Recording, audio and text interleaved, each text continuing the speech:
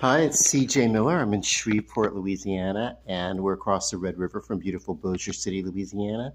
Come check us out. Let us be your vacation destination. Let us be a layover spot on the way to your destination. We'd love to have you. Uh, let's just let me just get to the point of the video. I want to talk about The Exorcist Believer. It's been out about a month. It's now streaming. More people are going to see it, particularly on Halloween night. If you're waiting to Halloween, I'm going to try not to spoil it too much.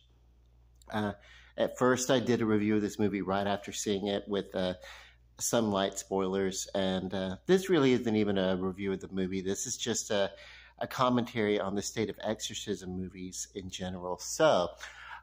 First off, I like the movie. It's been panned a lot, but it's a kind of a tradition to pan a movie in the Exorcist franchise ever since the first one.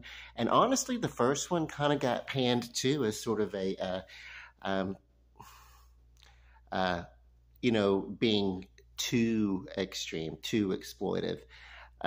So much so that the studio actually had to send the co-star Linda Blair on a world tour to show, hey, by the way, we did not abuse this child. In retrospect, there were some.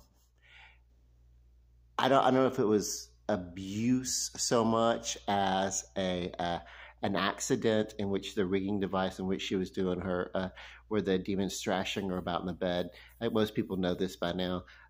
She was 14 filming it, and it kind of hurt her back. Now I don't know how serious. I don't know if it broke her back or hurt her back or anything like that. There are different degrees on it and everything like that, but I don't think I've never heard anything, even in that 40 years of The Exorcist uh, major documentary that people love. I don't think that she broke her back. I think it was maybe just like it hurt, because she wasn't in the strap and everything like that. And I don't know, but I think. Um, I think that she did get physically hurt in a later film, Roller Boogie, where she was staging and working on some of her roller disco dance, roller boogie dance routine, and she fell and she hurt her back then. And I think that what happens, and she did injure her back there, and I think what happens are the two instances are getting mixed up on that. Uh, but yeah, it was fine. She was you know. Uh, uh, it was a good movie. It was one of the. It was a great movie, The Exorcist, and uh, one or the in the earlier entries of a movement called the New Hollywood Classic. Um, it was the uh, early movies filmed in color on film, and the styling of it uh, was a basic realistic acting style, so that you weren't doing a uh, stage dramatic type reading. You know, even the Last Picture Show, which predates it, and it was in black and white. It's still, uh, it was just, you know, it was kind of a precursor to the new American classic, uh, because they looked at it and they filmed it in a couple of scenes in color, and they were like, it doesn't have that classic feel. We need to do it in black and white. But I do still feel like, even as I've seen the movie, that it would have been great, even as a color film, but as an artistic choice. Hey, it's always artistic to film in black and white these days.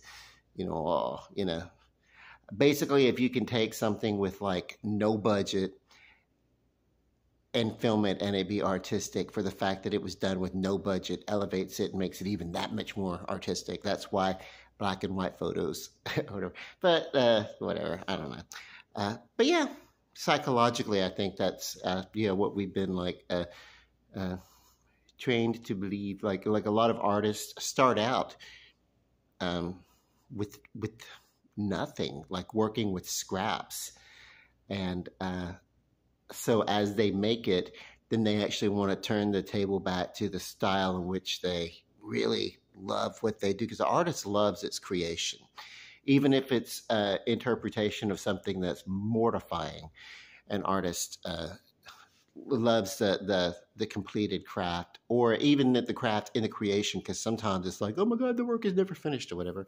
So but yeah, so the artist will go back and revisit that styling as an accomplished artist, and because he's an accomplished artist working in the low budget style, even though his budget's probably greater, better brushes, better canvases, but still working in that same style or that same medium or whatever, then all of a sudden what was no budget gets elevated, the no budget style or whatever. So, but anyway, yeah, I digress a lot when I talk. If you don't know, you do now. The Exorcist believer falters by comparison in the original to the original Exorcist. Well, all of its sequels have, and so it's become tradition to trash the new sequel, whatever it is, to The Exorcist, because it's not the original movie, and it's no movie ever will be about exorcism. First off, that was the first movie in which the actual rite of exorcism was explored in its almost authentic entirety. They skipped the litany of the saints and did the exorcism, which is, by the way, very well paced out in the original, because each line delivered, there was a cause and reaction kind of going on. Like the priest would say something, and then the demon would react to it in some sort of way. And so it was a dialogue going back and forth. It was all like and you get out, and the demon's like, fuck you. And even when they weren't talking, or even when the demon wasn't talking back, his actions were that, And so, yeah. Well, we get some of that in the new Exorcist believer, but I think where they kind of found, I could talk about it now. Here's where the spoiler parts are going to come in if you want to stop, if you haven't already stopped. Is that they have the two girls that are possessed, and they're in the back-to-back chairs. Two different styles of chairs, by the way. Do y'all not have two chairs that look the same? Two dining room chairs that are equally comfortable? One girl's got to be not comfortable, the other one of them gets to be comfortable. I don't know. Get two chairs that look the same if you're going to bolt them to the floor or whatever. But that's what they did, and that way the chairs can't levitate. I don't know. Like, the girls, or whatever, they end up doing some supernatural stuff. One of them levitates and all that kind of good stuff. So anyway, but the whole premise of this, and I kind of know the story they were telling. I don't know about how it was executed, but I think it's a well story worth exploring. And what I'm looking at is, while the movie is imperfect, I liked it. I mean, I appreciate it. And so they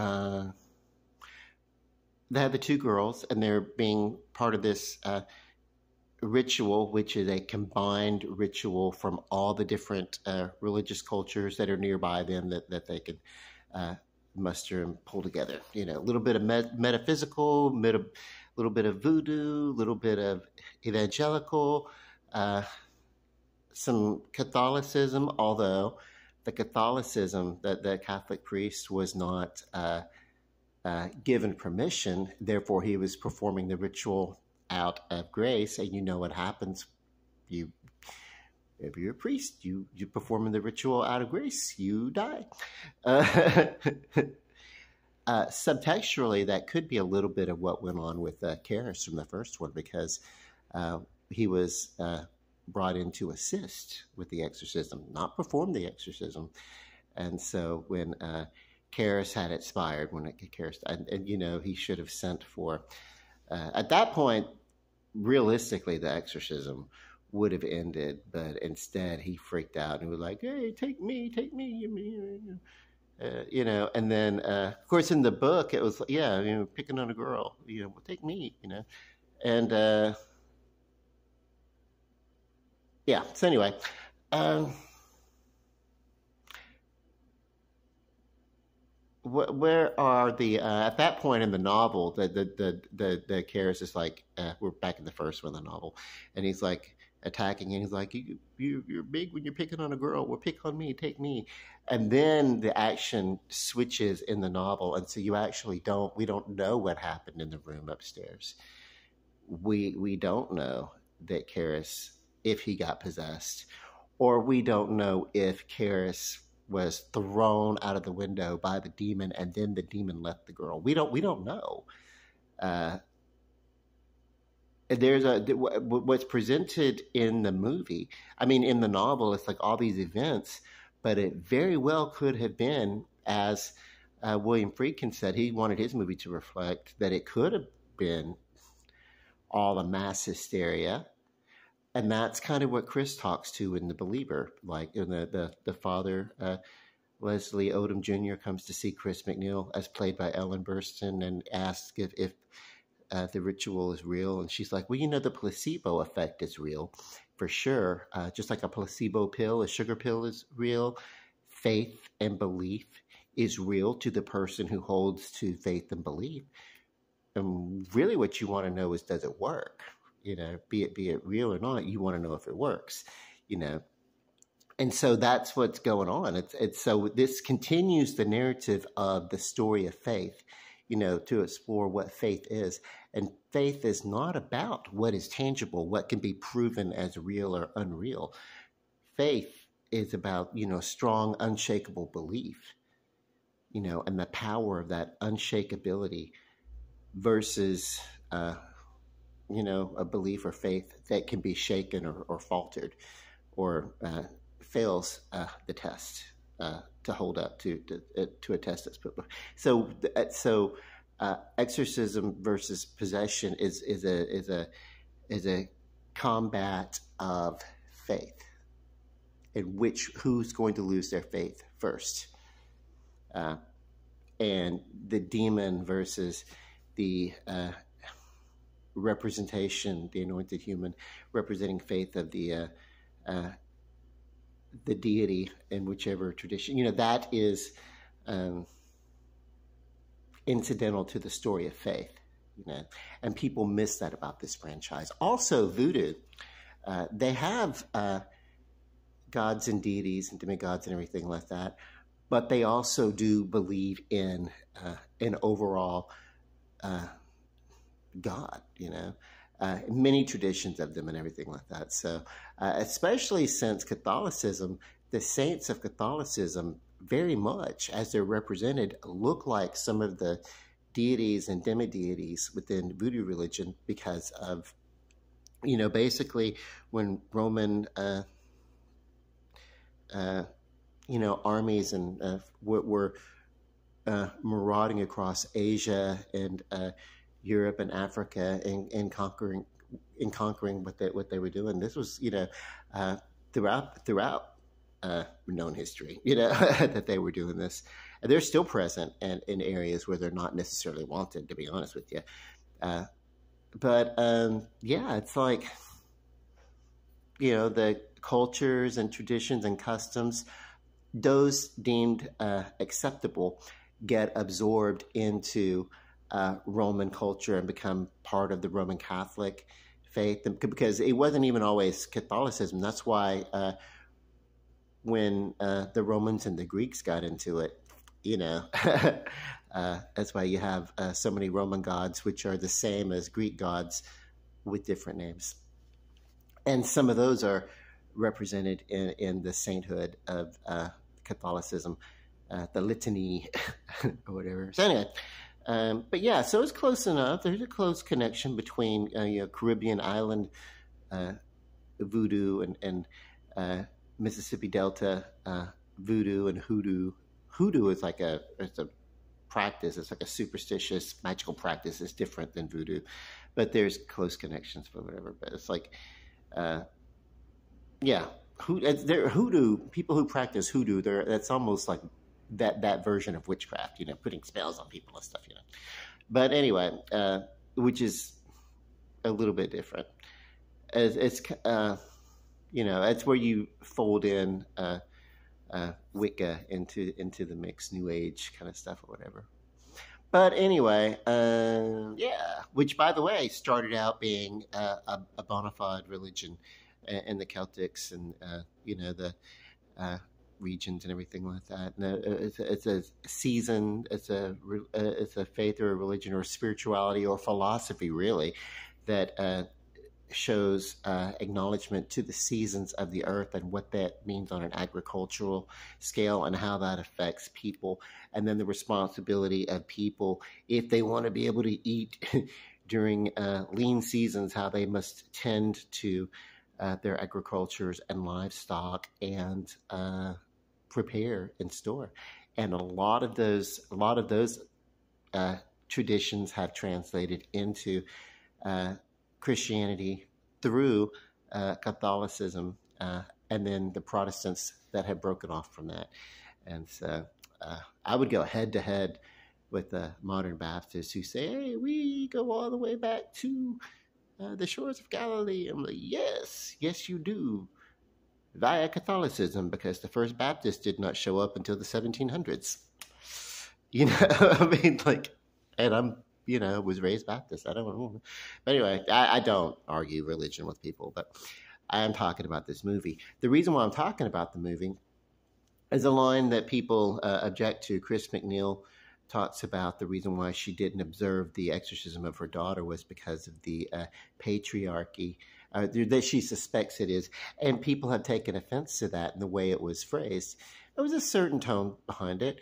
But also, there's some truth to it because in 1973, and the actual novel was penned in like 68 and published in 69, it would not be like the women's lib movement, even though suffragettes for the right to vote and everything like that, they've been around for a while, but it wasn't really brought about or discussed in the medium until the mid-60s going on the 70s. So this women's lib was still very new. And it would have been that case that the patriarchy all the way through up and down, women did not have like CEO positions at work and stuff like that. It was a new thing that Chris was going to be able to direct a segment of a movie. They really didn't have a lot of women directors, so that was a novice thing, and so. In retrospect and realization with time and everything like that, Chris might have attributed, not with any sort of maliciousness, but just the way that the systems were set up. And maybe a little bit of resentment because she wasn't allowed to be there with her daughter because they felt that she needed protection from and all this kind of, whatever her perception, she might have thought about, hey, if I were a man, if I were the father instead of the mother, and if I would have been in that room and they wouldn't have been able to keep me out or brush me off the way they could the women, because you can see in The Exorcist that she did not want to have to wait in the movie. The way she played it, she did not want to be waiting outside of the door, but it was a flip because usually what happens with childbirth is that of the time that mothers would go and they would give birth, but the fathers would have to stand outside and pace and wait and wonder. So it was kind of a flip on that also, the way it was written. It was a little bit of that, This is what the father goes through, wondering what's going to be the outcome of this childbirth kind of thing, especially the first child, So there was a little bit of that kind of vibe going on with the scene in the novel where and even in the movie where Chris is like, is she going to die? And Karis is like, no, right before the big climax of the film, which was a short climax. Actually, it was a little bit of a climax because that climax actually was the exorcism scene that did not work at that time because the exorcism in the book went on for a couple of months, at least. not the events of the book. I mean, just the actual reading of the ritual. I think it was like, uh, what was several weeks. You know, so much so that they really did think Reagan was going to die. Uh, anyway, the book's a good book. This movie, the events, you know, they kind of gave a condensed version of what it would be like. What I think it would have been interesting, because I know this what they were trying to do is they were trying to show different cultures of exorcism, and I guess exorcism is the word that's used just out of convenience of it. But if they had one girl in one location being exorcised the way the father would want, and then the evangelical couple doing the exorcism the way that they wanted, and if they showed like maybe a couple of different versions of what an exorcism might look like from each tradition, I think what they wanted to do would have been more effective. They did talk of in some kind of way that the father's treating the one daughter in the hospital while the other family, the evangelical, they have the daughter at home. There was another line though I didn't mind the patriarchy too much, that remark, but the one that I thought maybe was a little corny, I guess maybe in Chris McNeil's, you know, perspective, maybe it was justified. I don't know, but when she's talking to the one girl that's possessed, and she's like, in the name of my daughter Reagan, leave. I don't necessarily. I mean, at this point, Reagan left when she was a teenager or young adult after Chris wrote a book, and she didn't know where she was in the world. So it's like, why would she be saintly enough to be mentioned? You know, I guess maybe to reflect or enforce the fact that the demon does not win every time or whatever. I don't know. I just, that particular, in the name of my daughter Reagan, that seemed to, like, I would have been, if I were the demon, I'd been like, really? You know, I mean, like, that's what you got? You know, that was the one line that I thought, for me, that the movie could have done without. And I also feel like the character of Chris McNeil was understated and underused. But I hope that the completion of that narrative, here's a big spoiler. Here's a big spoiler, and you want to end this now. 1, 2, 3, 4, 5. Okay, at the very end of the movie, Reagan comes back with Linda Blair in the cameo role. And they reunite.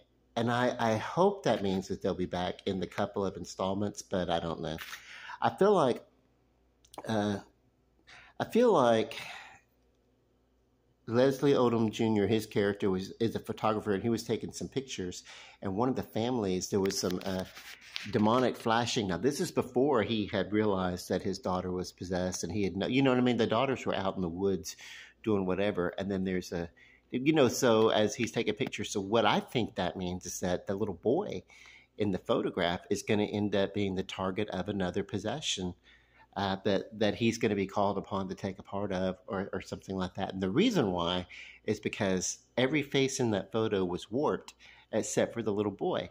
And they showed that kind of a Easter egged it a little bit, and then they never referenced it again throughout the movie. So, Exorcist. I paid standard movie price, so it's rated S for standard theater viewing. And yeah, most of my movies are, because your movie's gonna have to be kick ass for me to want to pay like IMAX or 3D or something like that. Yeah, but yeah. Peace. Love you. Good night. Happy Halloween.